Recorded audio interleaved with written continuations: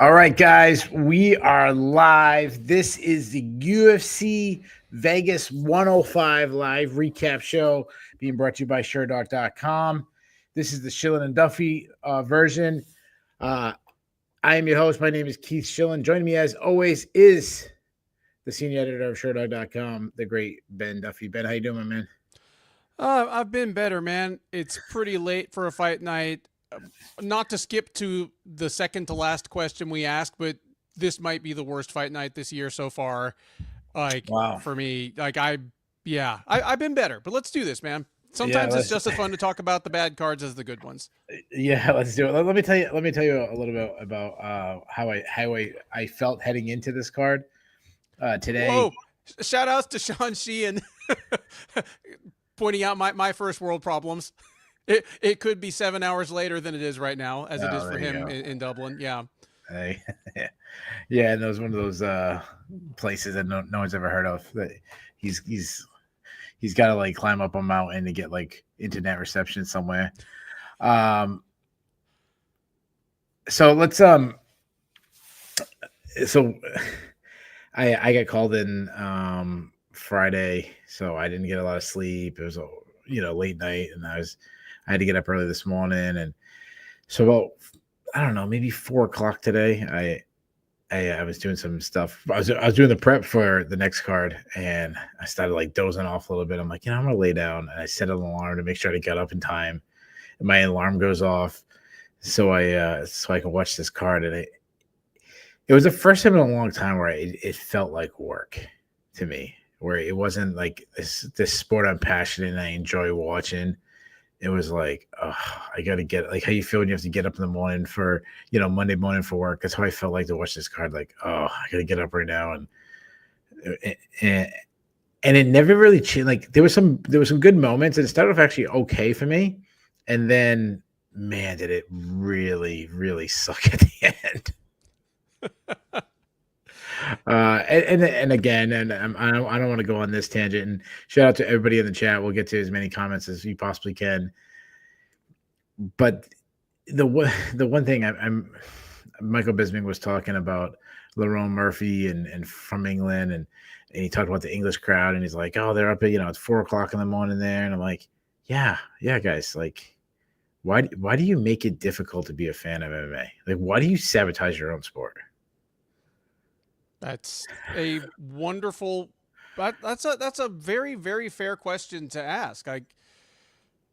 And talking about fans in England being up in the middle of the night to watch these fighters make it even more inexcusable that you're having it in Vegas in front of 150 people. Yeah, if there are thousands of people that want to watch these fights in England, then go put the fucking card in England. Yeah, exactly. And I've been asking these questions for 30 freaking years now. So, but let's get into it. The main event, we had Josh Emmett taking on the undefeated Lerone Murphy. We'll get to as many comments again as Ben's throwing some up on the screen. Lerone Murphy won a unanimous decision. I'll get right to your question. I didn't see many people scoring the fight for Josh Emmett, but he must have had it very. You scored it for Josh Emmett. I did not turn my score in to. Oh, all right. I didn't turn my score into MMAdecisions.com, and again, I'm doing this kind of informally as I watch, but I gave Emmett rounds 1, 3, and 4. Oh, okay. So I scored it 4-1 for Murphy. I'm not mad at all, because all 3 of the rounds that I scored for Emmett, I could see myself scoring for Murphy if I turned around and did it again. And if I watched it again, I might give round 5 to Emmett. I don't know. So you said you went 1, 3, and 4 for Emmett? I gave 1, 3, and 4 to Emmett. And whatever we may say about this card, and there are some people that in the chat that are agreeing that this was terrible. There are some people that are defending it. It provided a lot of interesting illustrations of different dilemmas for judges in MMA. Like, this is a fight where, okay, what's it look like when one person is landing literally twice as many shots as the other, but the other fighter is clearly landing much harder? We had a couple fights where we're going to talk about, can you win a fight just by taking somebody down and landing next to no offense once you get there? Like, we'll talk about those fights when we get to them. But here, yeah, like, I gave Emmett 3 rounds. And in each of the rounds I gave him, he, like, Murphy outlanded him numerically. Just, it comes down to damage. I thought Emmett was closer to finishing the fight in those 3 rounds. Yeah, so I gave Emmett round 4, and it was really, he landed some pretty good clean right hands, backed Murphy up a couple of times. Murphy actually had a lot of volume, and Murphy landed a lot of hard kicks in that round that almost like swayed it back.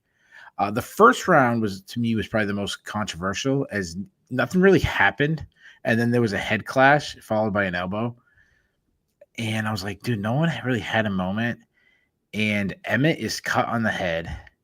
I'm giving the round to Murphy because of that. And I know the controversy would be like, well, Keith, it was a headbutt. I mean, was it? Maybe. It might have been. But then I also try to put myself in the judge's position. They don't get told it was a headbutt unless the referee clearly rules it. We're getting it from a replay. So I'm like, well, if I'm a judge and I'm watching that, and I think it was Jason Herzog didn't catch it as a headbutt, then I'm counting that cut as a cut. Yeah. So that's why I give the first round to Murphy. Okay. The second round, to me, almost similar thing. I think Emmett's best moment was he lifted up Murphy and slammed him, and then really didn't do that much. Murphy got back up, was kicking, jabbing. So that's why I gave it to Murphy. Third round, that one was like just a nothing round.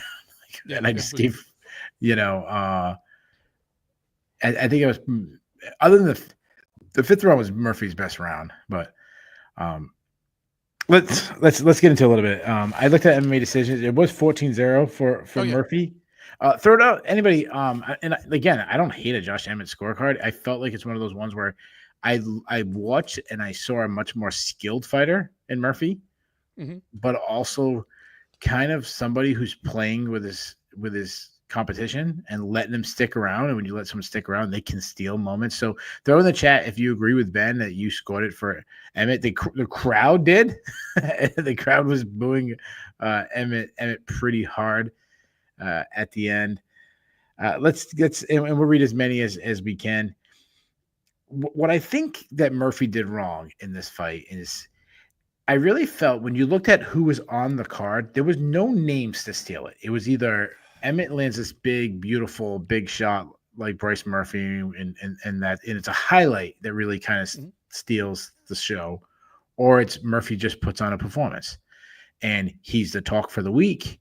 It'll be a very short week because the pay-per-view is coming on, but for today, tomorrow, the talk is Murphy. He's the talk of MMA, and he really didn't do it. Like he won. He's undefeated.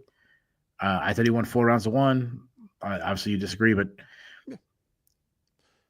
because of that, he didn't win fans over. He didn't win people saying, like, there's nobody on Twitter right now saying, "Oh, dude, Murphy deserves a title shot." No, like maybe his own mom, but I mean, hell, Murphy's mom's probably asleep right now. Yeah, and you know what? Like, Bob Chimpson normally just does a cannonball into the pool at the beginning of each of our shows, but the rant he's on right now fits perfectly with what you just said, and I agree. Like, Murphy to be 16-0-1 right now, I'm less sold on him as a future champ than probably any other fighter that has remained this undefeated this far into his career and into his like kind of professional development. Mid is a really good way to put it. It's insert Philip Miller from way back in the day. Like, nobody else is gonna get that reference. But credit where credit is due. I also thought Emmett looked fantastic, and a 40-year-old fighter coming in off a year plus away and saying, "I just needed my body to heal. I feel better than I've ever felt." It's the oldest of old cliches, but I mean, what was our and everybody's scouting report on Emmett coming into this? He was once an excellent wrestler who hasn't seriously used his wrestling in literally a decade, and he has crushing power that is vastly overstated because he just rarely puts himself in positions to actually land it on people's chin. Here, he used his wrestling, he used it early and often, and whatever else he may have done well or poorly, technically, he came forward and threw a lot of big right hands, which Like if one of your obvious routes to victory is a low percentage thing, then you help your percentage by trying over and over again. Like good work by Josh Emmett. Like I flipped away as soon as the decision was read. I hope he didn't retire in the cage because I actually wouldn't mind seeing this guy fight again. And I did not expect to be saying that about Josh Emmett, maybe even if he won. Yeah, I think he's got some left in the tank. I think you're much higher on him than I did. I don't think he had a good performance. I think it was more that Murphy just didn't step on the gas, didn't put him away. So it reminded me of like this new. You know what? I'm not gonna. It's too late. I was gonna give a wrestling story real quick. I'm like, you know what? It's 1:45. We're not going down wrestling story. So let me talk about some of the things I thought Murphy did well. So Murphy, obviously, his big game plan was I'm gonna move. I'm gonna be I don't want to be a stationary target. It's like a shooting range. Like it'd be a lot harder to hit me if I'm moving. The big guy throwing the big bombs.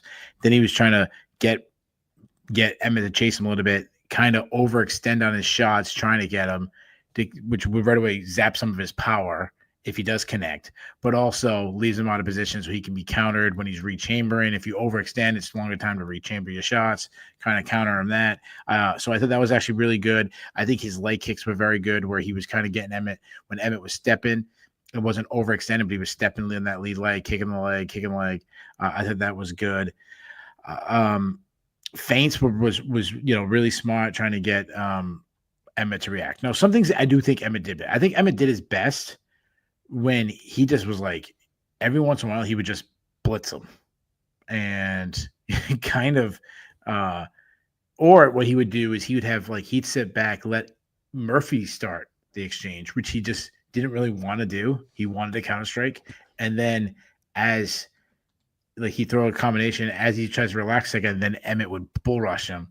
And that's when he had some of the times. And that's actually how he got some of his entries. He was following strikes into the legs. I know a lot of people would talk about Emmett wrestling for the first time in like a decade. I loved seeing it. It wasn't the most effective or anything like that. But I love in the second when he picked him up, and he picked him as high as I've ever seen anybody get picked. It reminded me of Tank Abbott trying to throw the guy out of the cage. I mean, it was that high up. It looked like the Legion of Doom at a Royal Rumble, taking there's a little lucha guy, like a Rick Martel or something, and picking him up over the head, like you could throw him out of the Royal Rumble. That's what it looked like. Well, it's nice that what's his name? Victor Henry was on this card, because the last time I saw a high crotch slam of that amplitude in this high level of fight, like a main event between top 15-ish guys, was when DC slammed Josh Barnett like that back in Strikeforce, in the Strikeforce Grand Prix. I always think that one we did against Dan Henderson too. I forgot about that. Dan probably don't remember that one too well either. That was just unfair. You got light heavyweight Cormier fighting someone smaller than. Oh, good grief! Yeah, that was terrible. Yeah, what do I want to recap some fight from 15 years ago than this?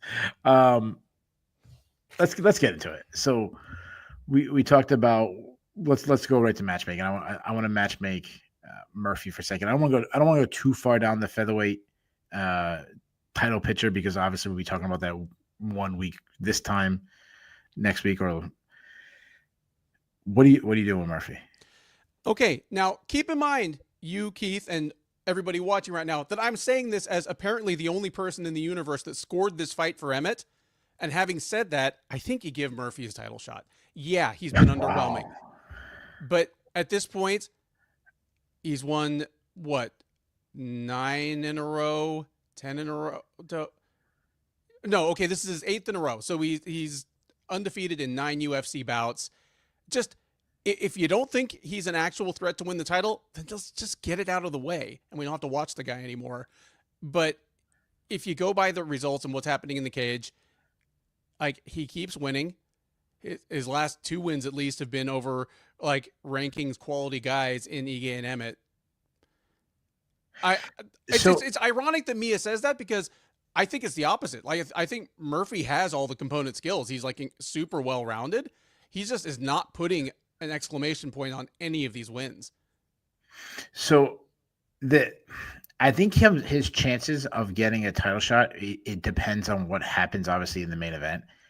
If Volkanovski wins, I think he has a much better shot because, Volkanovski recently lost the title to Topuria, but with Topuria leaving the division, it's almost like Volkanovski is still defending the title, where he's facing, like, he's already beaten the top guys. He's beaten Yair Rodriguez, he's beaten Max Holloway, like this, he's beaten the Korean Zombie. I know he's not around, but like, you get my point.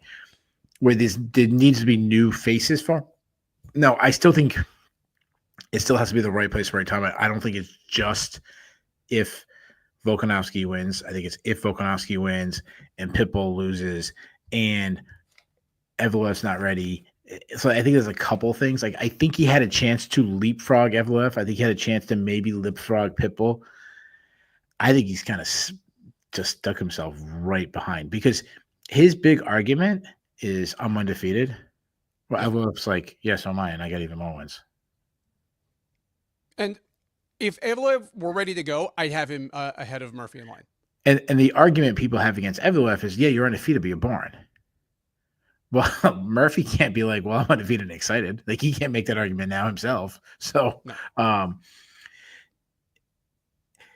And again, we'll do this. Obviously, the picture will open up a little bit next week. But if Volkanovski wins, to me, if Pitbull wins, I'm pushing Pitbull right to the front. Just because, obviously, the window of that matchup happened, being both of them very close to the end of their career, especially, up there in age. For a portion of time, was a dream fight. Top guy in Bellator, top guy in the UFC. 5 years ago, that would have been one of the best fights you could make in MMA, period. Yeah. So if they both win on Saturday, and say something happens Saturday, and Diego Lopez gets hurt, Diego Lopez misses weight, I'm going over to Pitbull. Like, guess what, bud? Yep. I would argue probably the greatest fighter in Bellator history. Yes. Not the greatest fighter who's fought in Bellator. No, the greatest homegrown talent of Bellator. Yeah. If you take just their career in Bellator, I think he's probably the best fighter. And I only say that because of his results against the other two guys that are in the discussion, which would be Michael Chandler and AJ McKee. Yeah. Oh, I don't know if AJ McKee's in the discussion. I mean, if you want to talk about strictly homegrown, but I mean, yeah, I think he didn't have the title fights and everything, but let's not go too far down a rabbit hole. Now, if Diego Lopez wins, the division opens wide open again, because he hasn't been the champ. He hasn't faced Yair Rodriguez. Now, if Lopez wins, Yair Rodriguez wins, you're probably doing that match, or maybe you're doing the Evloev matchup because there's some history there. Like, there's a lot of things. I actually think for Murphy, he shouldn't be rooting for Diego to win. I think he should be rooting for Volkanovski to win. Yeah, agreed. So I'm going to go with the loser of Volkanovski versus Lopez,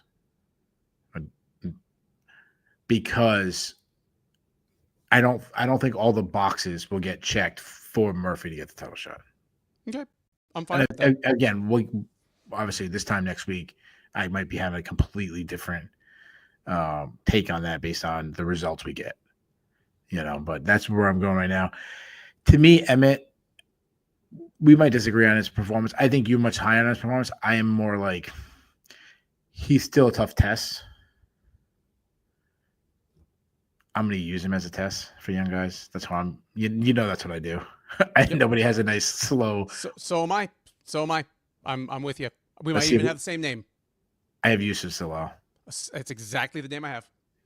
not the best performance in his last fight, but I mean, the run that guy's on right now, it's time for him to get co-main event of a fight night, or maybe. And if Zalal comes out and dominates Emmett in a way that Murphy really did not, even if he scored 4 rounds for him, that's another feather in Zalal's cap.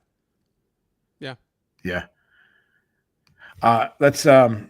Let's move on. Like I said, this is probably be a quicker one. There's not too many storylines when you go about rankings. I had an overall pretty good night. Of course, my haters are only going to remember the ones I got wrong, but I still think I had a pretty good night on my picks. My worst pick was Joanna Brito over Pat Sabatini, and it was one of them. I knew 10 seconds in. Yes. When he threw a body kick and Sabatini took him down, I go, oh, that was terrible. This is a terrible thing. This is going to be grueling to watch the next 15 minutes. It really was. And you and I both picked Brito to win by knockout. And yeah, I figured Sabatini would either have a harder time getting him down or would just mess around too much on the feet to his own detriment and get clocked in a fight that he could win. Nope. This was dominance. And I actually enjoyed watching this fight a lot. Like, it felt old school. It felt like a Fedor just half guard mauling special from like 20 years ago. Yeah, that was just a sidetrack. Nonprofit saying the British Bulldog. That's actually probably a better reference. I was going with Legion of Doom Animal, but British Bulldog. That's another good one. Nice job. Sorry, Rob's good. Just that there is one thing that Pat Sabatini does at a level that very, very few other people in the division can match. Like, he's just an unbelievably suffocating top position grappler, and he looked like a featherweight Sean Brady out there. Like, I love that he spent, like, knowing Brito as a fighter, he didn't even try to pass his guard for the most part, because you passed him out. Why bother? You're already winning the round in dominant fashion, and if you passed him out, it just increases the chance that he can escape back to his feet, which is really the only place where he appears to have you in present any threat to you at all.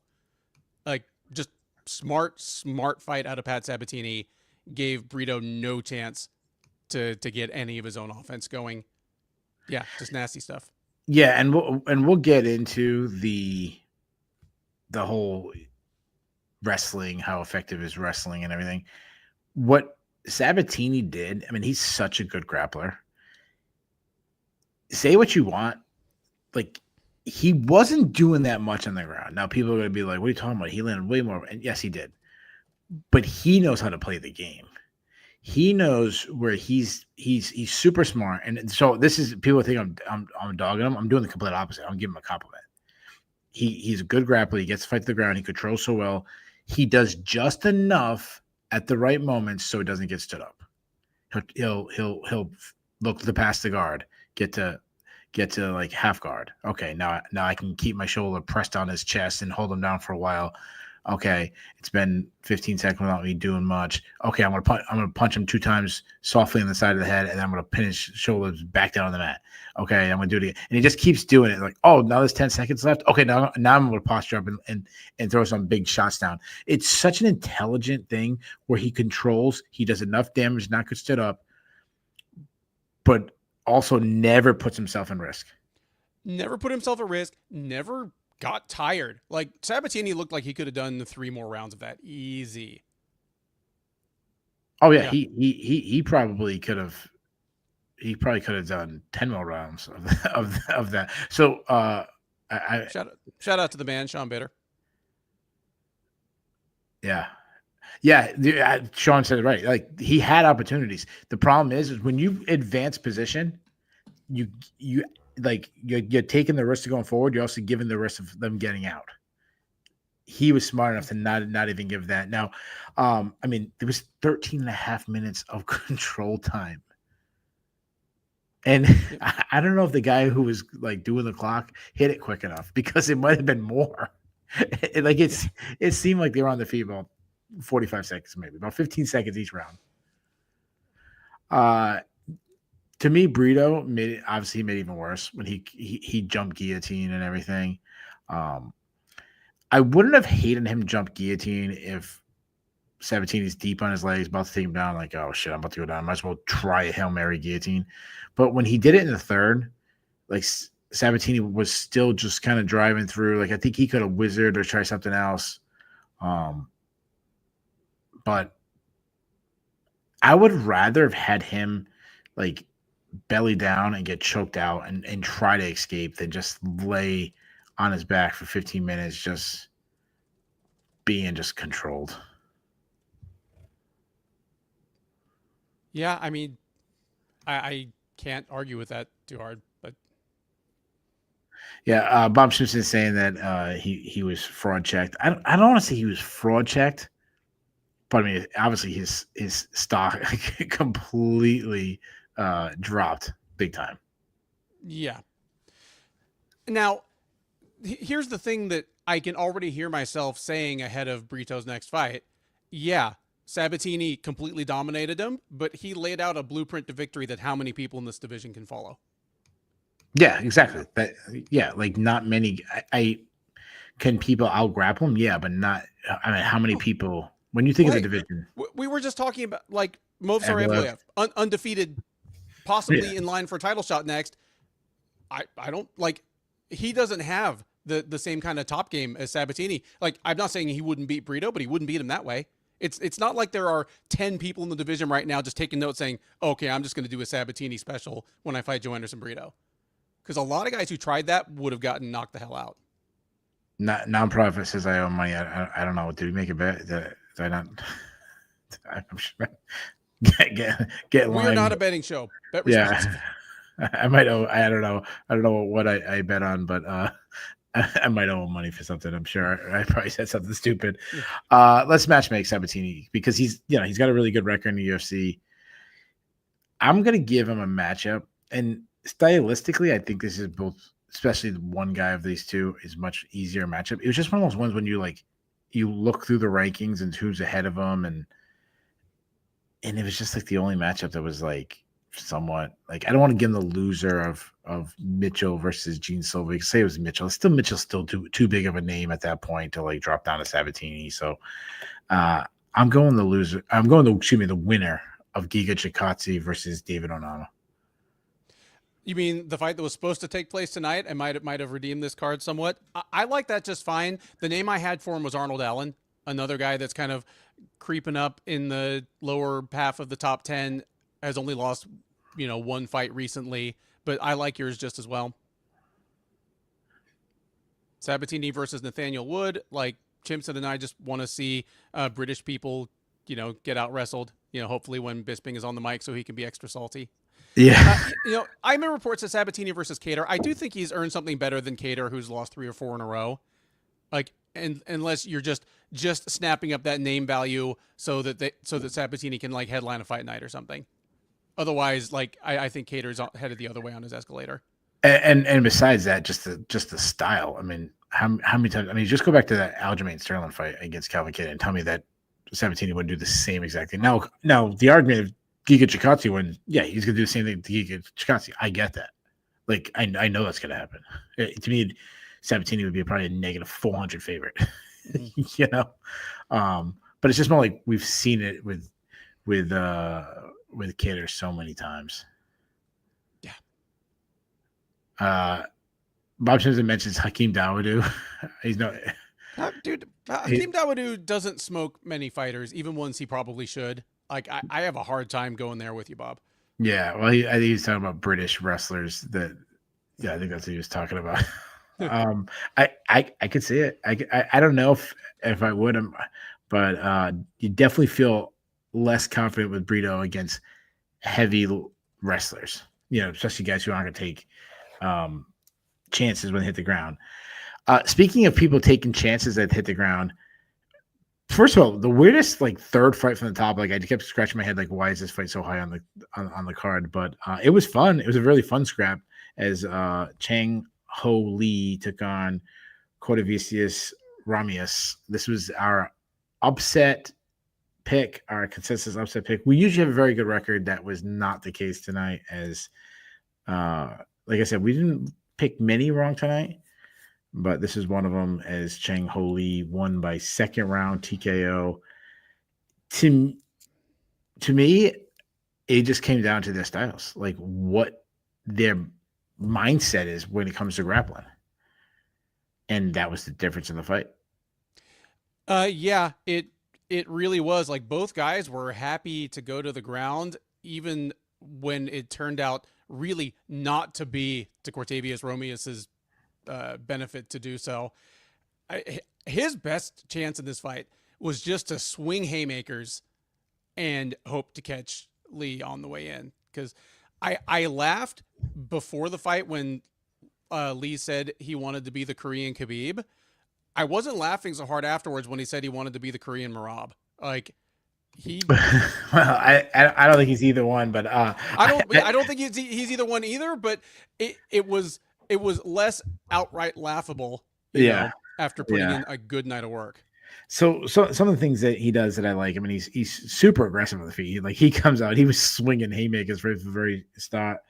Solid wrestling, some incredible ground and pound, and that goes back to my point of what these guys, you know, ideas of their style on the ground.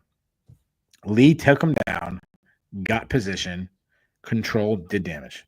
Yes, and he even would do damage, and this is what I like the best part of it about his game.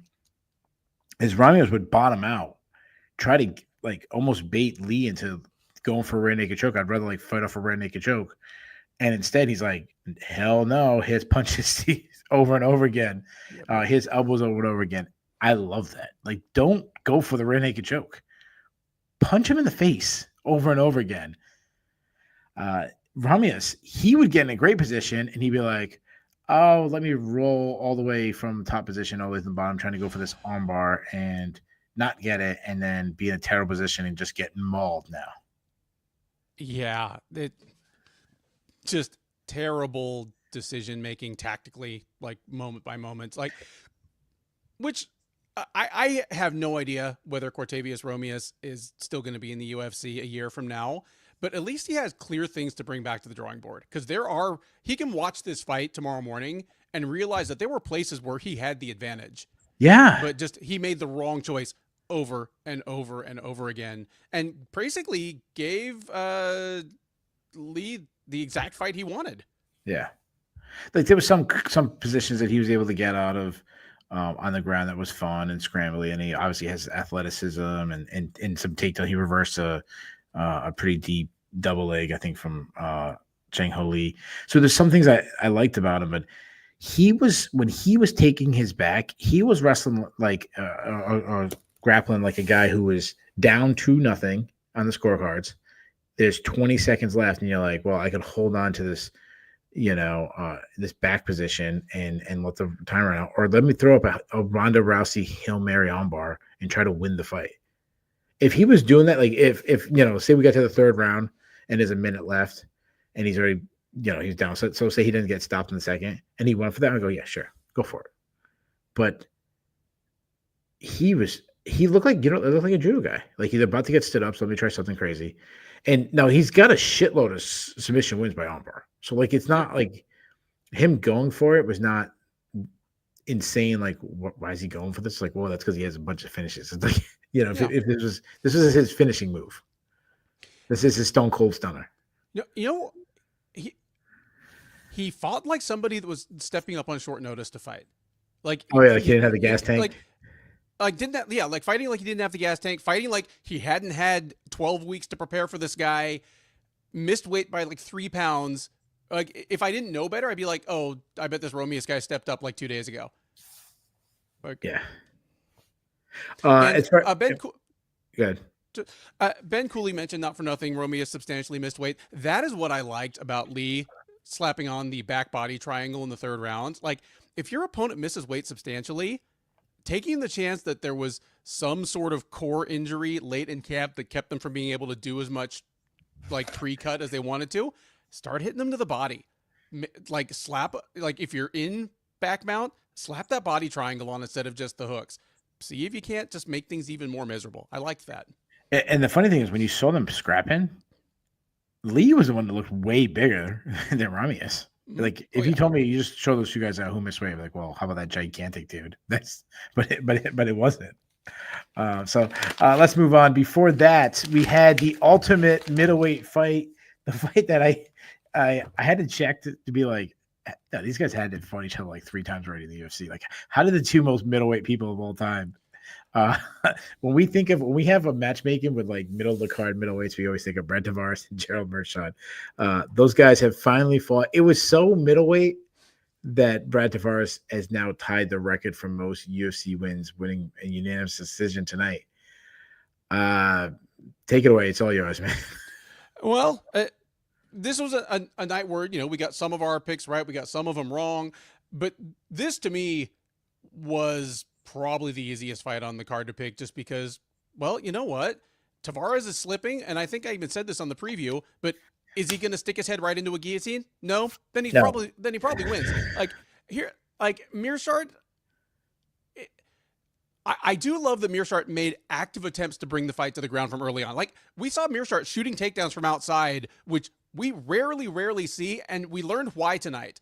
Like, he shot a takedown in the first minute of the fight, and I don't think he was all the way across the cage by the time the horn sounded. Like, there's a special kind of over 35 middleweight that the athleticism is just it was like a Sam Alvey type things, like, or Ed Herman was like, this guy has gotten really slow. Tavares has slipped some. Merschaert's striking has actually improved some over the years, but Merschaert just remains a guy that his best routes to victory all involve his opponent making a bad mistake. Yeah. So, I went to wrestling practice today, and there's only 3 kids there because we had, like, our entire teams were at different tournaments. We had there's a really good tournament in Pennsylvania. Some guys went out there. There was a freestyle and Greco one right in Rhode Island. That was a 2-day one. One day was Greco, one day was freestyle. We had the King of the Mat, which is a really good tournament in New England and New Hampshire. And then there's a judo tournament. So there's like all our guys were at different spots doing things. So I had 3 guys. It was a 9th grader who's, newer wrestler, a 7th grader who had a charity fundraiser thing going on later on that day, so he couldn't go to the tournament. And there was my son who has a broken finger, so I didn't really want to competing as he recently broke his finger. But we were doing entry drills, just doing feints and up and downs, a different this one drill I learned from David Carr and did different things. And all 3 of those guys have better entries and faster than Gerald Merschaert. Like, my 4th grade son I'm not joking, has a way better entry. What I was thinking when I was watching this fight was both these guys are way past their prime, and especially Tavares in the sense where his peak was much higher than it. Like, you know what I mean? Like, good Brad Tavares was a much better fighter than like washed up Brad Tavares, where good Gerald Merschaert is not much different than washed up Gerald Merschaert. Like, the ceiling and the floor isn't as separated. But at any time in their career, this fight could happen 10 years ago, and I think it would look almost exactly the same way it does right now. Like, completely agree. Even like not just the outcome, but how the fight went down. No, yeah, it would look largely the same. Yeah. Brad Tavares won the fight throwing a 1-2 combination. That's it. Yes. He threw a 1 and 2, and he could not miss the 2. The straight right landed over and over again. And the reason why it went really bad for Merschaert is Merschaert's thing is he came on late. A lot of people gave him the 3rd round, but he didn't start fast enough. And if he doesn't have that berserker pace, well, his entire game is shit. And I think that's what happened. Like, the first round was a very slow round, and he couldn't have it that way. Like, yeah, if you were picking Merschaert, I think most people were probably thinking Tavares wins the first round, but he needs to work that first round. It can't be a warm up round, and it was a warm up round. Well, yeah, I mean, because I mentioned that Merschaert's best routes to victory all involve his opponent making a bad mistake. His opponent being tired, contributes a lot towards that.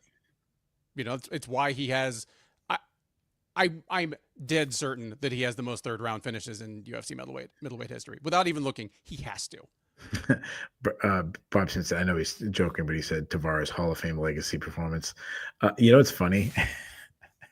I don't think he'll make the Hall of Fame, but it's not out of the realm of possibility, because I truly believe the UFC Hall of Fame is going to be like the WWE Hall of Fame, where just like suddenly just like mid card guys get in, like Coco Bewares, and Coco Beware was the ultimate like jobber, and he's in the UFC Hall of Fame. And I think the Brooklyn Brawler is in the UFC. I mean, the WWE Hall of Fame. So I'm not calling Brad Tavares the Brooklyn Brawler, but he's. If Brad Tavares had a bird on his shoulder, no question. That's it. Before that, Ode Osborne took on Luis Gurule. I apologize if I'm butchering his name. Ode Osborne winning by second round TKO.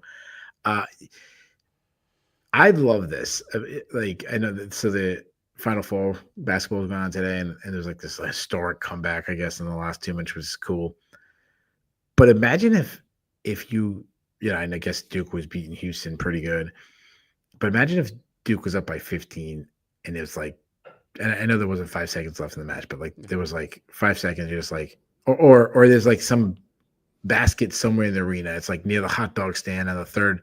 If one guy in the team, it's like skee ball. There's one in the corner that's worth like 10 times as many points. Yeah. That's what a knockout in MMA is. Yep. Like if you could take that ball and throw it into that little hole, that's what happened. Because Gurule was doing great. He was winning. He looked fantastic. He took him down. He was winning the stand-up exchanges, and it seemed like he was starting to like. I love how what the hell? Why do I always forget his name? Fitzgerald was saying like, the ball was rolling downhill. Like it seemed like he was gaining momentum as it went, and then all of a sudden, just this fade back left hand. Oh, I wish it wasn't fade. It was a counter left hand. It was just that's all it took. Yeah, it's great stuff by Ode Osborne. And Iman Report asks, can Osborne find life in the UFC as a flyweight? Bob Timpson immediately afterwards says Osborne hits Pantoja with that, he goes out cold. That's the dilemma. Like Ode Osborne has the tools to beat just about anyone on any given night, but he has usually he has huge defensive lapses where just his opponent gets him first. Sometimes has lapses in fight IQ, but here, he was losing, but Gurule just kept on throwing out naked leg kicks. And I was like, someone's going to punch Gurule for that. It's probably not going to be awesome. Oh, never mind. Yeah. And the thing was dead. Yeah. The thing about Osborne, like he has the raw ability that he could beat anybody on any night. The problem is he's not very technical. He relies mostly on just speed and power. He's a little wild. He's very inconsistent. Yeah. So it's the road to the title shot. Could he beat Pantoja in one night? Yeah, like I wouldn't bet on it. Like I'd bet very, like Pantoja would be like a -600 favorite or something, and easily. I would feel very good on picking Pantoja, and even a couple of the other top flyweights. But he could beat one of them. So the problem is he can't beat the number 12 guy, then the number 10 guy, then the number 6 guy, then the number 3 guy, then the number 1 guy, then the champion. Like he can't go on one of those. I don't see that happening. I don't see him winning 6 or 7 in a row. Like having a Leon Edwards like run to the title guy. And there are some divisions where the road into the title picture is quick. At heavyweight, if you can string 4 or 5 together, that's all you need. Flyweight's one of those divisions, though. It is wide open by the standards of not heavyweight. It's because 135 through 170, again, unless you do something really, really special to get attention, don't even look at the rankings until you've won 6 or 7 fights in a row. Like Osborne, he'd need to string together probably 4 good wins in a row. He's still so inconsistent. Like, could he? Yeah. Am I betting on it? No. Yeah, like I give him more than I don't know who's booked against next, but I give him more than a 50% chance that he loses that match. But I don't even know who they're booking him against. Let's move on. So, I said Lerone Murphy had the opportunity to be the talk of the card. I don't think he sees that opportunity. I really don't think Lerone Murphy is going to get more headlines than the fight we just had tonight. Robert Valentine versus Torres Finney. I think Torres Finney is going to get mentioned more on Twitter. There was way more comments on Twitter about that fight than the main event. And again, obviously it's much later in the night. Before we talk about fighting and wrestling and all that, I've seen some people try to argue for Tony Weeks' scorecard. Dude, shut up. Tony Weeks 30-27 scorecard might be the worst scorecard in MMA history. Now I know a lot of people came to his credit, not necessarily on the scorecard, but like, hey, he's been doing it for 20 years. Like he's not some new guy as Brandon Fitzgerald pretending like he was. Like just, oh, this guy scores boxing. Like he just was like in the neighborhood and like, we don't have anybody calling this guy. Like that's not what it's 20 weeks, guys. Like the guy's been around forever. That said, I can't remember a scorecard as bad as that one in recent memory. Agree or disagree? It was bad, but, and again, I'm apparently all the way out on a limb here. In the moment, I scored it for Valentine. Oh, no way, man. Stop it. No way. The first 2 rounds was so easy. He was on his back for like, I don't know, 14. Listen, I understand though you have to do damage. I get that. I understand you have to land shots. I get that. But here's the thing is people are saying, oh, Finney didn't do anything with damage. Neither did Valentine. Like he didn't do jack shit. He got taken down and held down. Yeah, sometimes he's punching him in the back of the head doing absolutely nothing because he can only move his hands this much. Like control, when there is no damage, you go to control. I think this is, listen, and I don't want to get too far. People know I love wrestling. Like sure. I probably like wrestling more than I like MMA. Like I was at wrestling practice today. I already mentioned. I'm going to be in wrestling practice a couple times this week. Like I love the sport of wrestling. But I'm not trying to say Finney had a good performance. It was a horrendous performance. It was terrible. But I think people are hating on him so much that they're ignoring that Finney did jack shit. And don't give me these, oh, he landed 22. Like, did he really? Or did he hit like little elbows that did nothing? We don't disagree a lot. We disagree on this one. Tell me why I'm wrong. Do it, Ben. If it stands, winning a decision after going 4 for 8 on your significant strikes over 15 minutes, it will be a UFC record. Honestly, Finney's best moments of offense were some of his more emphatic takedowns. Like, I mean, if the takedown has amplitude and impact, it counts as damage. Yeah. That's the other thing that doesn't get counted. Like the times he picks him up and slams him. Yeah. Like that shit counts as a strike. That's the best argument for I think Finney winning the fight. Otherwise, top position is not inherently advantageous. Yeah. So shut up about stats, about significant. I tell anybody, check this out.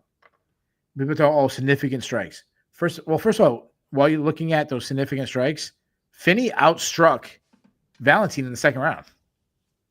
By how many significant? It was like 2-1 or something like that. It was something stupid like that.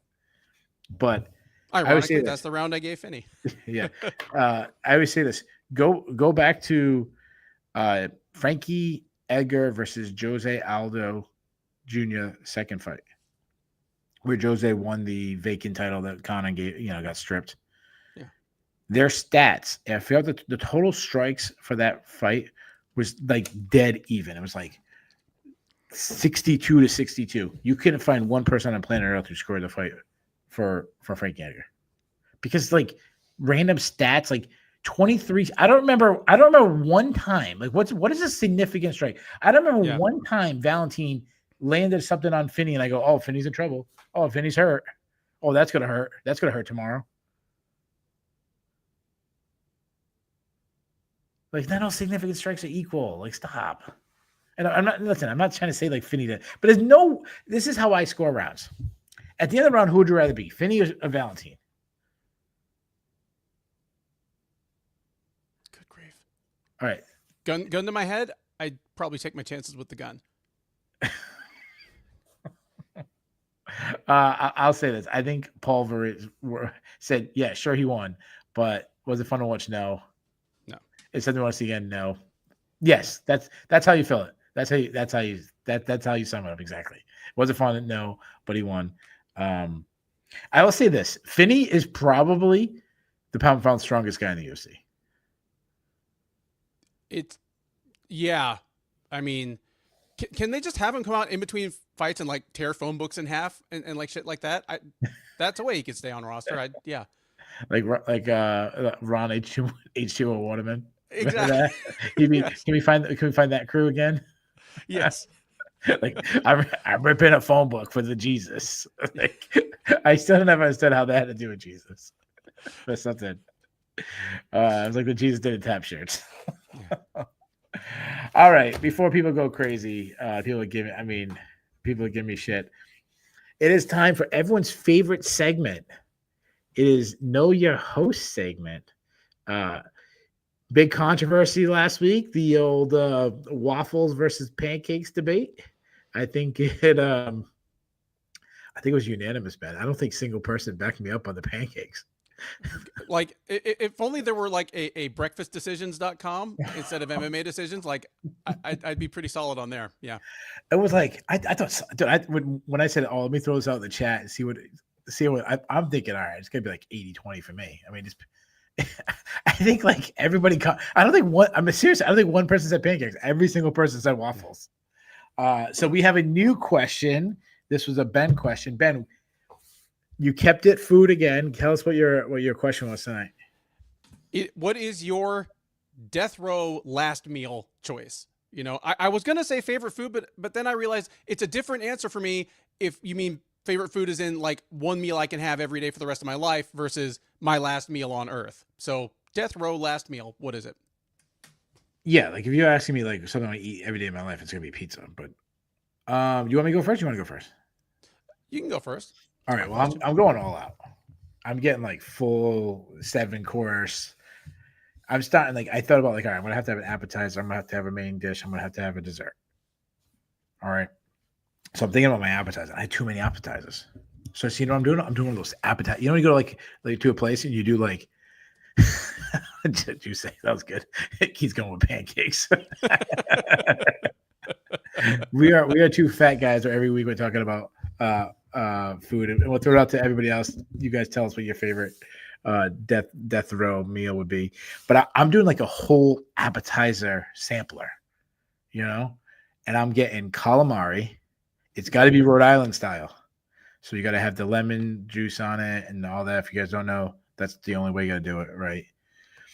You got to give me some mussels. I got to be cracking up on those shells, eating the mussels. And then this is not going to fit the other two. I got 2 seafoods. This is not going to fit. But give me from Wisconsin cheese curds. It's got to be from Wisconsin. I've only been in Wisconsin in my life. I had cheese curds because, you know, when in Rome kind of thing. And, dude, it was fantastic. I was like, holy shit. Because when people explain to me cheese curds, I'm like, yeah, it sounds like mozzarella sticks. Like, no, they're not. They're 100 times better. Like, they got it right. Okay. Then I'm not doing a salad because salad's like, come on, it's my last meal. I'm not eating a salad. But I'm getting New England clam chowder. All right, so the white clam chowder. All right. Then as far as my main dish, I'm surf and turfing it. I'm getting lobster and a fillet. Medium rare. Obviously medium rare. You know. Then as a dessert, I'm going to finish it off with a nice strawberry cheesecake. Maybe a Coke. Beautiful. Maybe a Coke to wash it all down to Sam's Cola. What are you doing? What do you got, Ben? What do you got for us? Your last meal. And I want to know, Ben, what was the crime you did that you got death row? Is it? You know, I hadn't thought that far ahead. Agreeing with 20 weeks. I think the punishment for that is more exile than execution. Like whatever Keith and I may differ on, you know, speaking about like socio-political issues, worldview, stuff like that, we do meet in the middle on one thing. We are 2 red-blooded American males. Salad is what our food eats. I'm also going surf and turf for my last meal.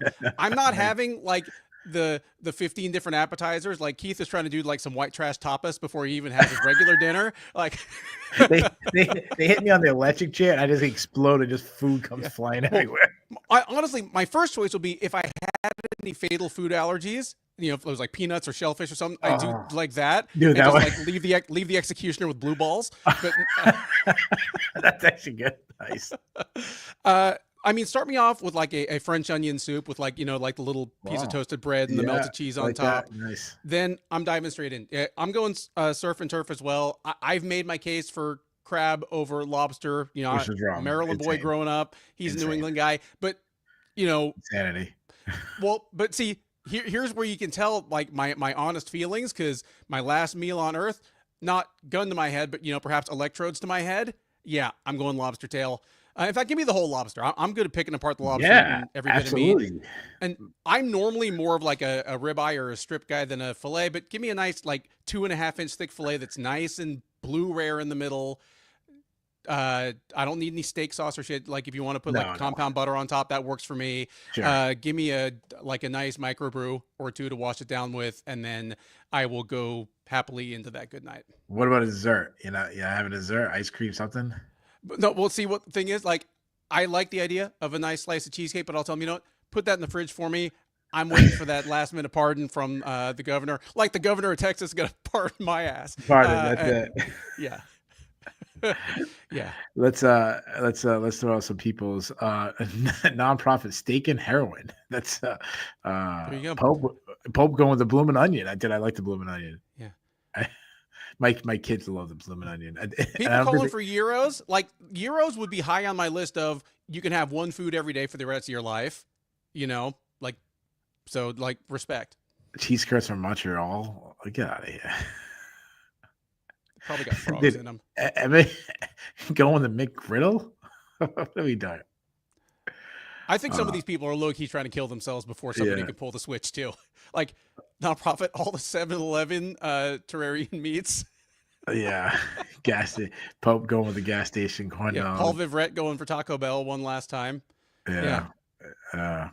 Paul Vivrette, if your last meal on Earth involves somebody shooting guacamole out of a caulking gun, like you deserve to die. Sorry. Well, my last word is going to be shoo-wee-wee. I'd be there to pull a switch if that's your shoo-wee-wee. And then my last name would be like Bo Nickel. All right. I think this is the best thing we've done on on the history of the Sherdog radio is go off for MMA. So back to the fights. Diana Barbosa took on Diana Belita. I probably messed up both their first names, with Barbosa winning by first round stop. I mean, this was the absolute mismatch of mismatches. Yes. I mean, you have an Olympian versus a girl that probably should be teaching cardio kickboxing to a bunch of like fat chicks. Yes, that's pretty much it. Like different levels of fighter, and then even beyond that, the stylistic matchup was just as straightforward as it gets. Like we learned literally in 1993 within the first half hour of UFC 1 what this fight looks like. Yeah, we were just talking about lobsters. Like I don't know if Belita could break a lobster open herself. Like I'd have to like do it for her. I think the lobster could take her down unless it was really overcooked. Yeah, that's true. That's true. Dude, a lobster, like when you're trying to put a lobster into the pot where they're like crinking up, like that's better takedown defense than Belita has. Like, I mean, Barbosa, like she's up there in age, so she's not going to have a long run, and it's got to be fast. But I like what I see. I mean, she's this great athlete. She's well rounded. She's world class with the judo and she's a black belt in jiu-jitsu and everything, but as long as she doesn't fall in love with her hands, she has good hands, but like you still have that ace card in your back pocket.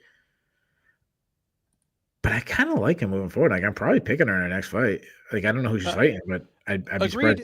And lucky her, she's in a division where she doesn't need to win 5 more fights to get people's attention. Like that division is desperate for new contenders. Yeah, which is funny because 2 or 3 years ago, it had this huge logjam of up-and-comers that were like underage 28 and all just kind of elbowing each other for room. And that seems to have kind of that logjam worked itself out before it became too much of a problem. What I love is I'm like, what a mismatch this was. Then I'm like talking about Barbosa after she just beat one like the worst fighters in the UFC. But before that, Reese McKee took on Daniel Frunza. McKee winning by first round TKO due to doctor stoppage. This was my worst call of the night. You are. This was the one where we differed. You picked McKee in, the slight upset.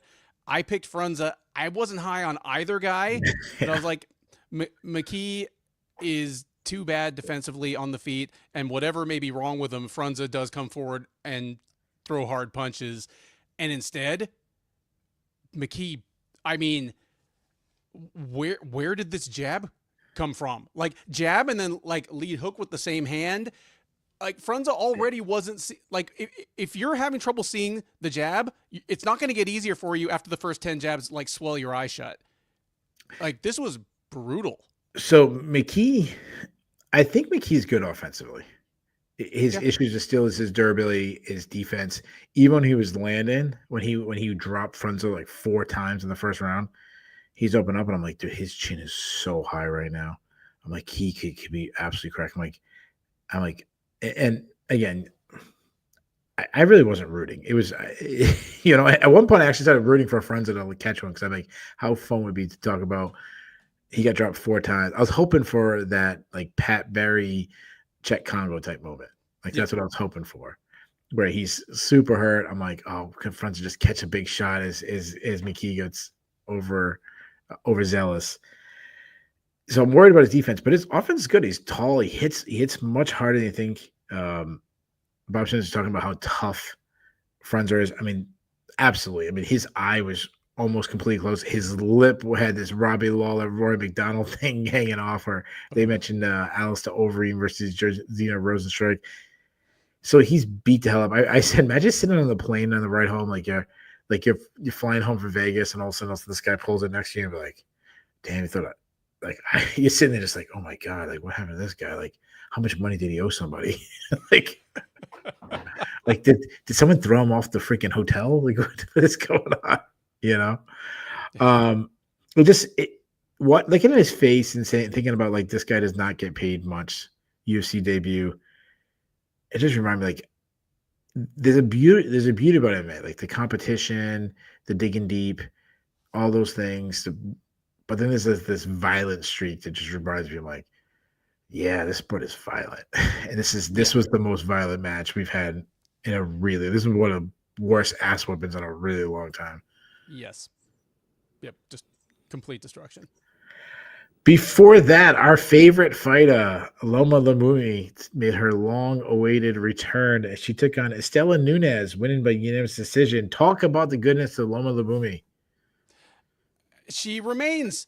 The stuff that's cool about her remains cool. Like she is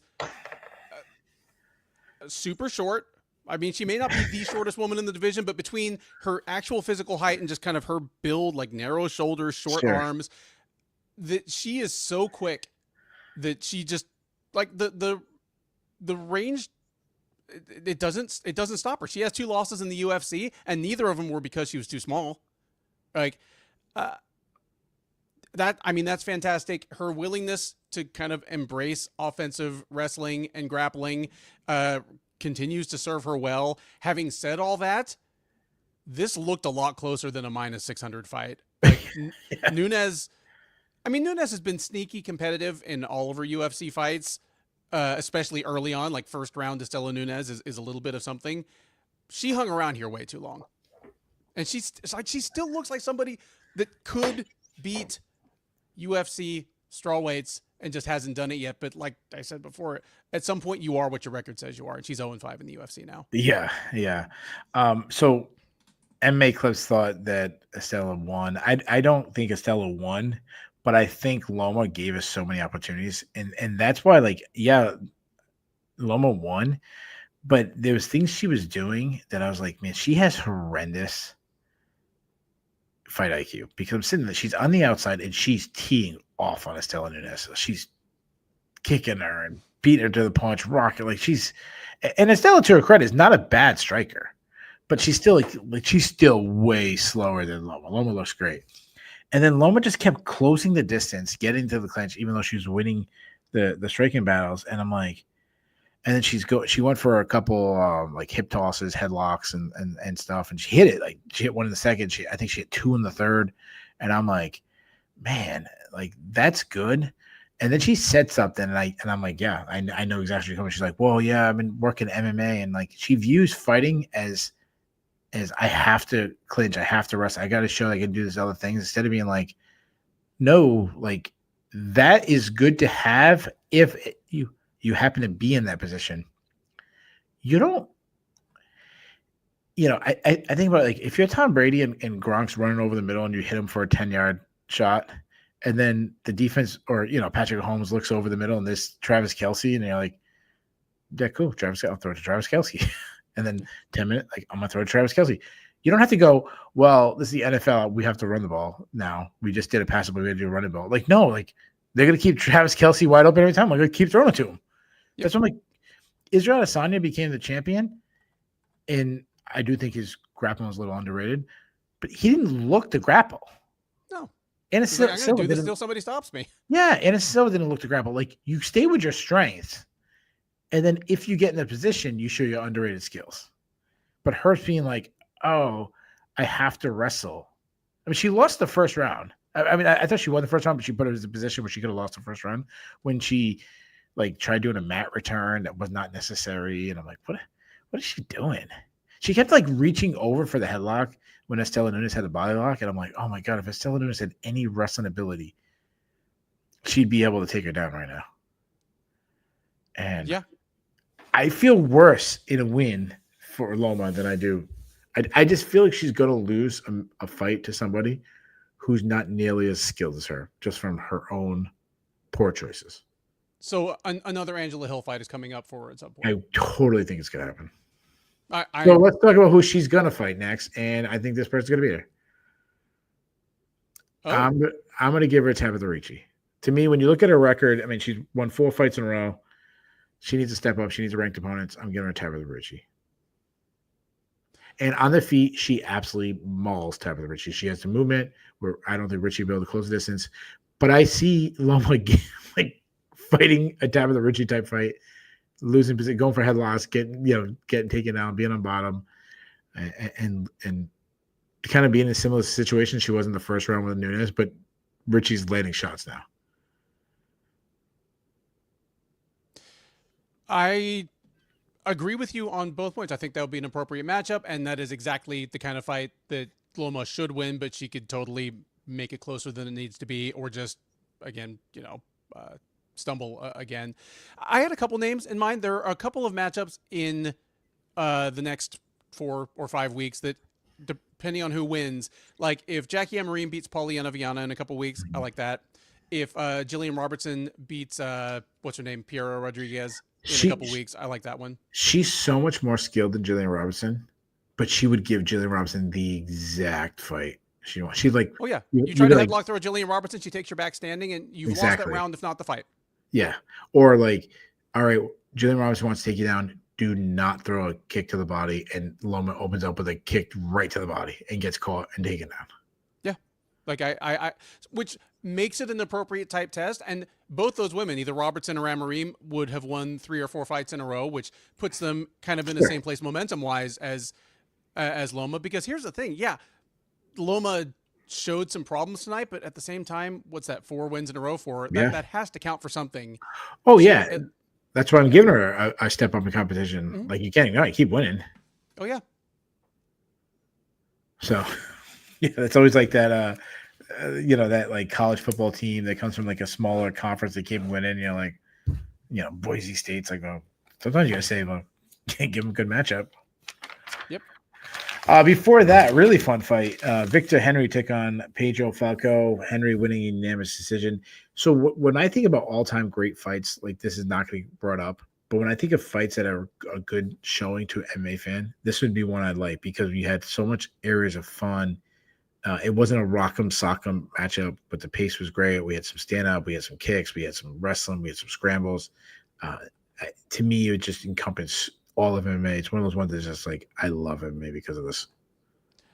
I agree, and I love bantamweight because of this. Because Yeah, this that's is a good point.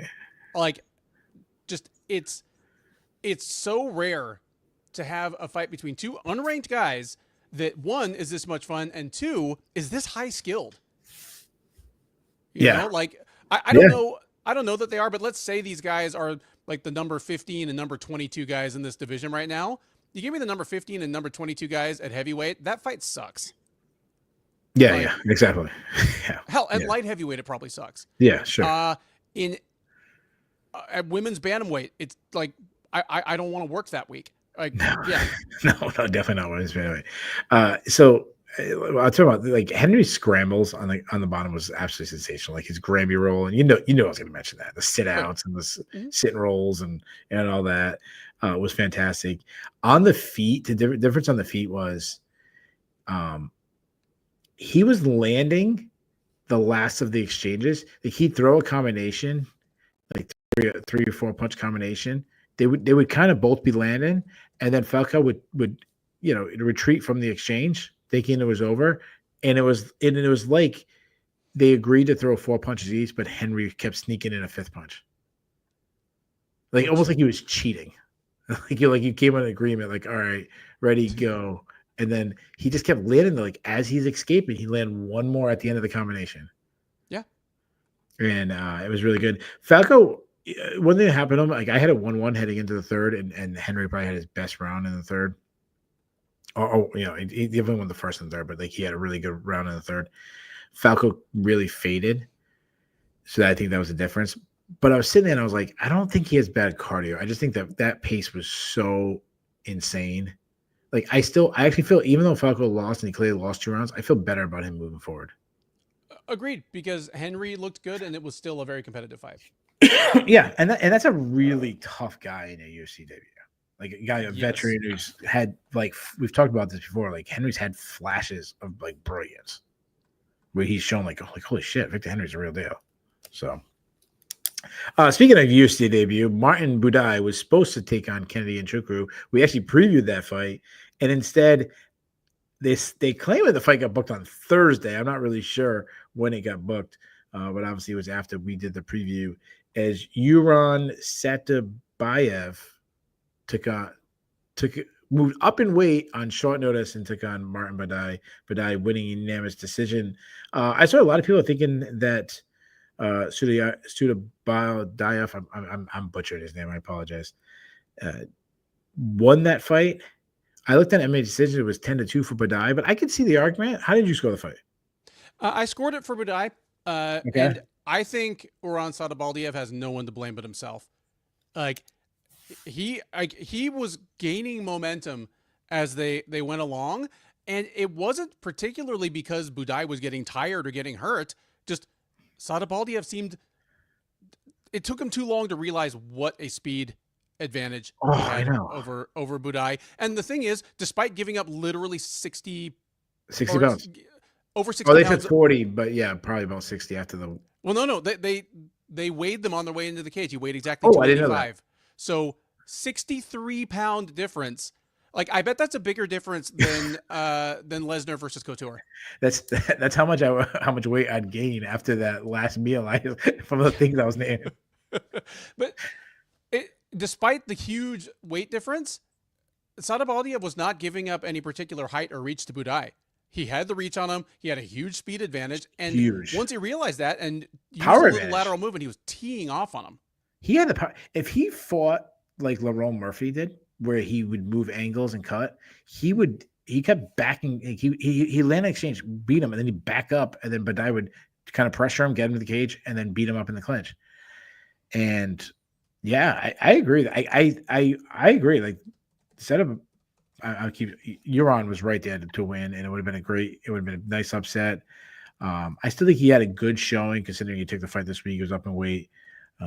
I think he should consider staying at heavyweight. I don't think it was like that bad. He was so much quicker.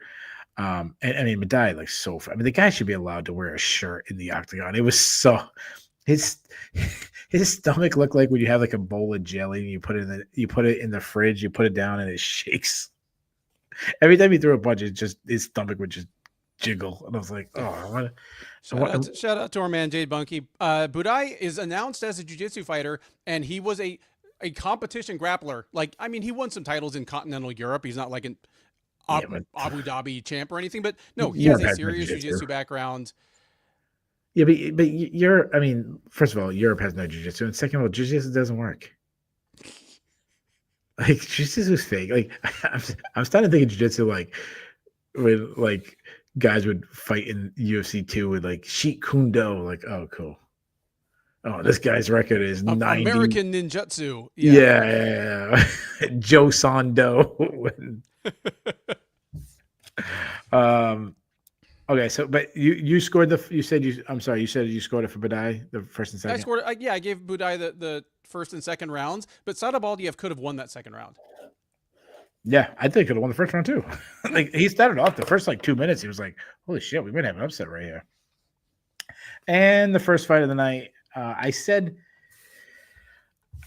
I had two really bad picks, and this is my other really bad pick. Vanessa Demopoulos took on Talita Alencar. One of those also ones, like 10 seconds of the fight, I go, yep, I lost this one. As the thing that stood out to me, Alencar's wrestling looked really improved. She was, control on top. She wasn't rushed in position when she got the top control. Similar to what we saw with Sabatini, just doing enough on top to not get stood up. I think that I looked up, it was over 12 minutes of control time. So it looked like the girl version of Sabatini and Brito. Demopoulos made it worse because she just kept to her credit, I give her more credit than I give Brito because she was trying to do something about him. Brito was doing nothing. She was like rolling. She kept trying to get an ankle lock. You're not going to ankle lock or a knee bar. You're not going to get a knee bar on a 6-time world champion. She's the one I originally wrote. Like, I would rather have her just try to like scramble up and suddenly get choked out and be like, yeah, you lost by first round stop, but that's better than just getting held down for 15 minutes. But yeah, again, terrible pick by me. What do you have to say about it? Well, I made the same pick you did, and I mean, in our defense, defending this terrible pick, we both said like Demopoulos would need to fight to her best advantage, treat the floor like lava. She's not going to have a reach advantage on many people in the UFC. Take advantage of it here, and she didn't. I mean, and the way Alencar's offensive wrestling looked, it may not have made a difference. Like Demopoulos may have come out thinking the floor was lava, and she would have just got her ass put in the lava. I don't know, but she didn't help herself, and because of that, we both picked Demopoulos to win, and instead, I'm not mad at a 30-26 scorecard. No, Demopoulos did nothing. Yeah, and you know what? We shouldn't have picked Demopoulos because, listen, our fathers told us, do not trust strippers. They gave us that warning, dude. So we should have learned. So there you have it. We've covered all the action. Let's get to the fun stuff. Ben, we had the biggest cut list of all time last week. I do not have, I think we had 7 or 8 last week. I don't have that much, but I have 3. How many do you have? I have 1, 2. I might have 3. Let me look at some real quick. I have just 2, but okay, so I'm open to being wrong. So the way the cut list works is if both me and Ben have the same name on our card, we give the UFC permission to cut them. I'll make it quick, Ben. I do not have a male fighter on the list. My list is completely females. Do you have a male fighter on your list? I do not have a male fighter on my list. I have 2 women. All right. So the first woman I have lost 2 in a row. I'm sending her back to the poll. I'm getting rid of Vanessa Demopoulos. Do you agree? Vanessa Demopoulos is not one of mine, but I am A-okay with that if we want to do that. Like, that's... All right, but we'll save her. We'll save her. You know, she must have her days of working at the strip club is all over. I mean, she must have paid for college because then that's the only time they're there for, right? You know, they gotta pay for college. What am I? Belita. I don't know how Ben did that, but nice job, dude. Yeah, 3 losses in a row. 2-6 UFC. We are getting rid of Belvita. Nice job, man. You guys show me how to do that because if we can do photos and I'll have a lot of fun. I'll show you. And I'm assuming we have the same other fighter for the last one. Now 0-5 in the UFC, Estela Nunes. I'm sorry, Estela. So there you go, guys. We've cut Estela Nunes and Dina Belbita. We'll look at some of the other people's cut lists. People are calling us misogynists for just picking the women. Saying I won't say the first word, but shaming the strippers. No, I've spent a lot of money on the strippers. So let's get to the. Yes, I already did a Bo Nickel reference. Let's get to. You want to do the awards?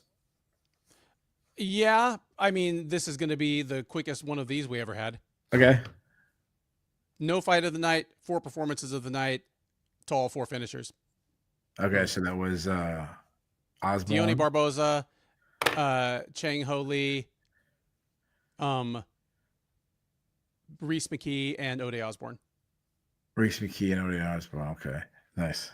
So, nonprofit is asking when I said Bo Nickel. I said it when I was talking about my last words would be on the electric chair. I mentioned Bo Nickel. Come on. Yeah.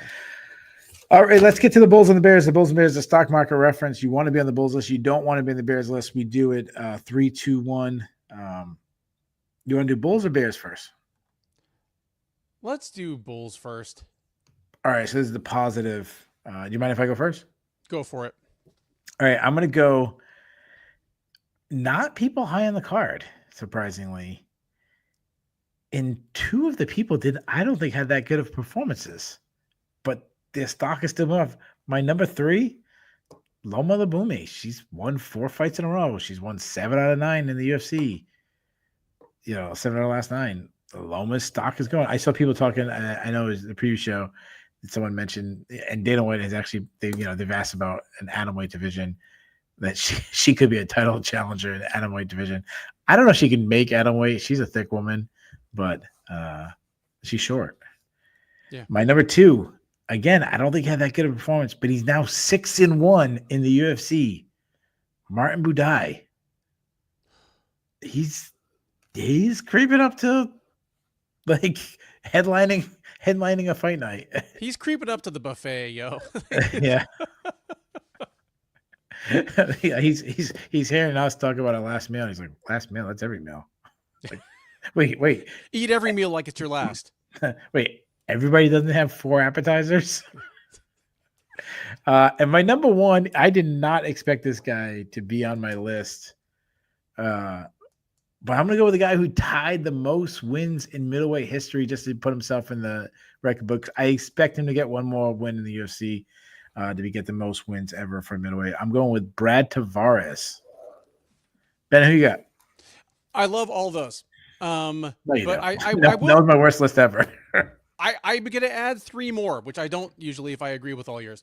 Throw out Reese McKee. Yeah, obviously it's a huge moment when you get your first win in the UFC on your 5th try, on your 2nd time, being signed back. But he, more than just beating someone, he reminded us that he does actually have some positive things that he can offer the division if he can put things together. Like, I still don't think he's a future contender, but I've been wrong in worse ways before. So great night for Reese McKee.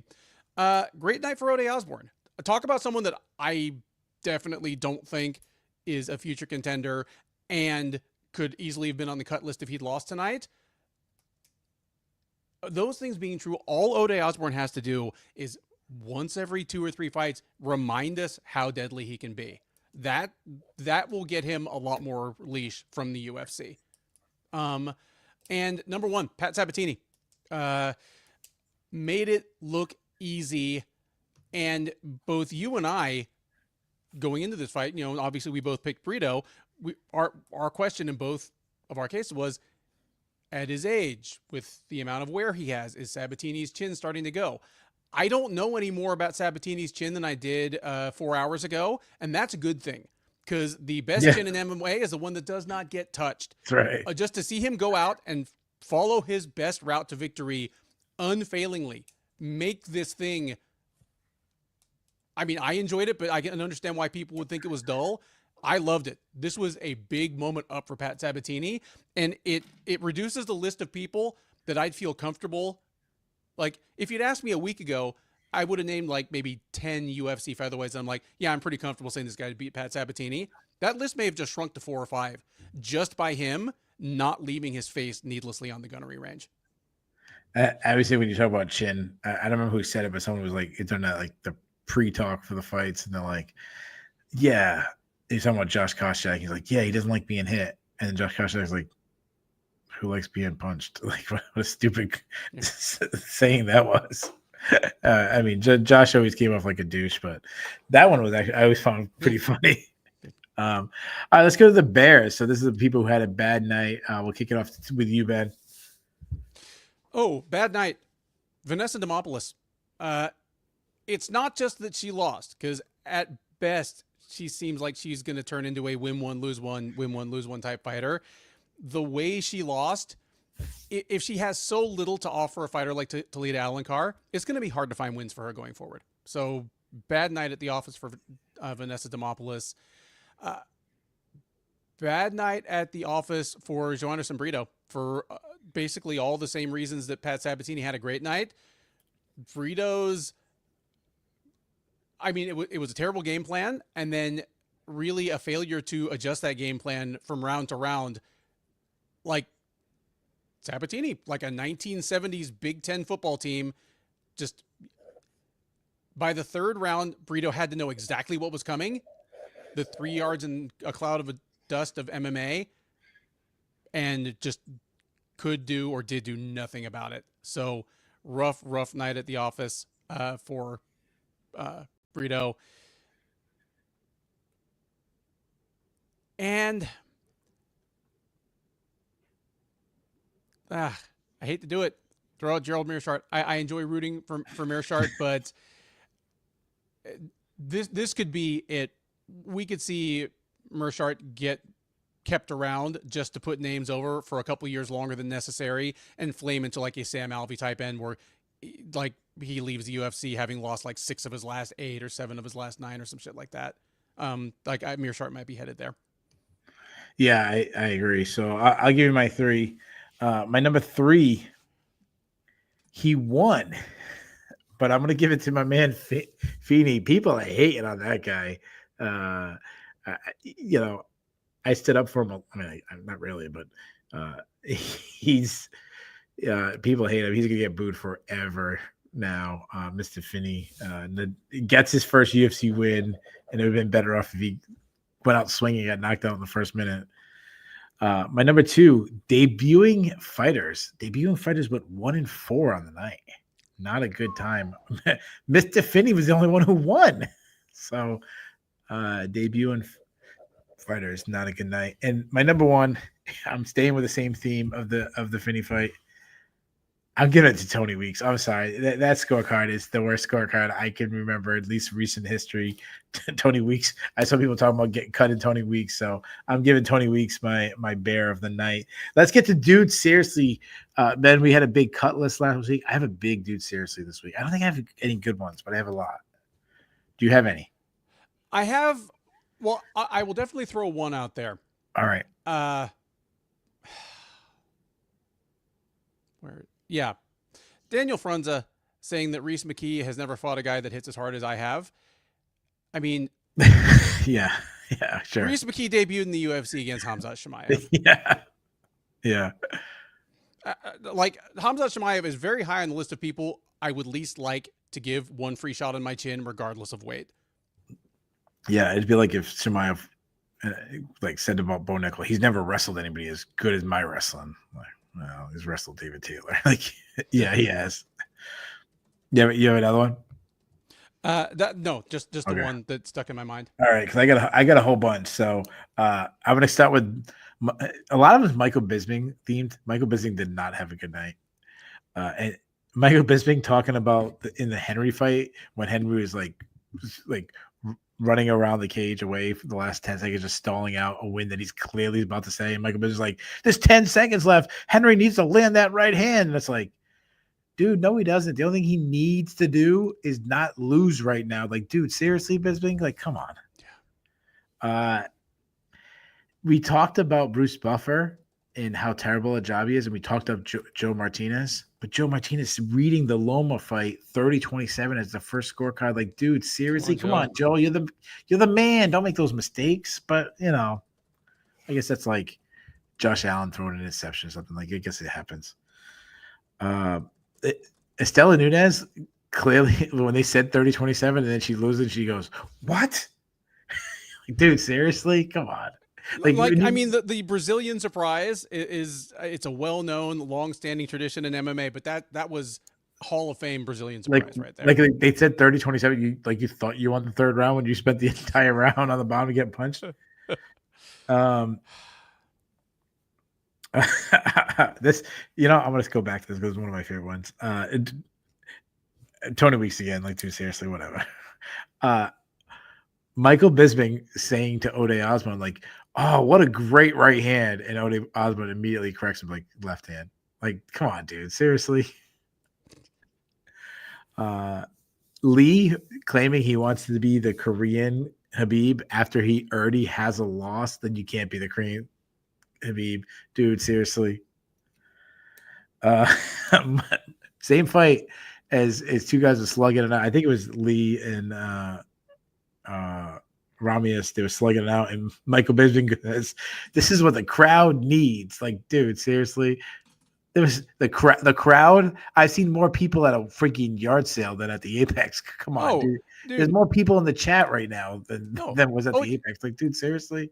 I mentioned this in the Sherdog Slack during the fights. I said, you remember back in like 2018 when Demetrius Johnson went to one championship, Ben Askren came over to the UFC, and Colby Covington made some crack about Askren. He's been fighting in front of 15 people in an Asian bingo hall. That's back when, one, Colby was pretty damn funny at thinking on his feet, and two, you could actually make fun of other promotions in the as a UFC fighter about that. Now, literally half your cards are in a Las Vegas bingo hall in front of like 15 of your family members that have to leave after your fight. I'll never understand it. I don't get it. But and my last one, this all Bisping themed. Michael Bisping saying that Frenza, who got dropped 4 times in the first round, and then like 30 seconds later, he's like, "Well, Frenza's taking over this round." Like, dude, seriously, he's taking over the round. He got dropped 4 fucking times, dude. Seriously. So I should put Michael Bisping on my cut list. Like, I like him, but yeah, come on, dude. Seriously. Ben, what was your grade for the card? D-. Worst card of the year so far for me. I go like D+. I mean, the Lee fight there was some stoppages that was exciting. I think Ode Osborne, I'm glad that he got a bonus because I felt like Herzog not stepping in. I think it was Herzog for that fight, not stepping in, saved. Like, Ode Osborne should have had a walk-off KO. The way Gurule landed, he was clearly out, and he, as he like kind of waking up, that's when Ode had to keep punching him. So I would like D+. The hardest one all night is always the listener of the night. Ben, who are you getting the listener tonight to? You know what? He is creeping into not allowed to win any more territory, but I really enjoyed Nonprofit 87 multitasking because Nonprofit is still at work right now, but making me laugh, reminding me of things that I had forgotten, and just generally, holding up his end of this chat pretty well. He would work. Was he working at cleaning up the Apex? The janitor that was the one person watching the fights tonight? Yeah, that's probably I'm gonna really surprise you who I'm gonna give my listener to. This should be a sin for me to give the listener of the night to this one. But surprisingly, he had a really good points tonight. I'm giving it to Bob Simpson. I'm giving Bob Simpson the listener of the night. So Yeah, even the rant at the beginning was. yeah, I think he might have blew his load a little early, as he probably hasn't made a comment in 5 minutes. But I'll give it to Bob Simpson. So there you guys. We went deeper than anybody does on the recap show. We thank you guys for staying up late with us. We have a huge card. It's UFC 314. It is 314. We have the featherweight title fight between Alex Volkanovski and Diego Lopez. And then we have a potential featherweight title eliminator, depending on what happens. Oh, with Yair Rodriguez and Pitbull. Patricio Pitbull, yeah. Yeah. And then we also have Michael Chandler taking on Patty Pimlet. Like it's a pretty good card. So obviously it's a pay-per-view. We'll be going deep. We'll be doing this really late next week too. But in the meantime, thank you guys so much. Like, share, do all that good stuff. Continue buying my daughter's novel on Amazon. Yeah, so reach out to me if you need the link. There you go. Bloodstained Legacy right there, written by my oldest daughter who's only in 9th grade. So thank you guys so much. Ben, thank you so much. Say something witty as we leave. I got nothing to say. I threw my best ammo into the chat. See you guys next week.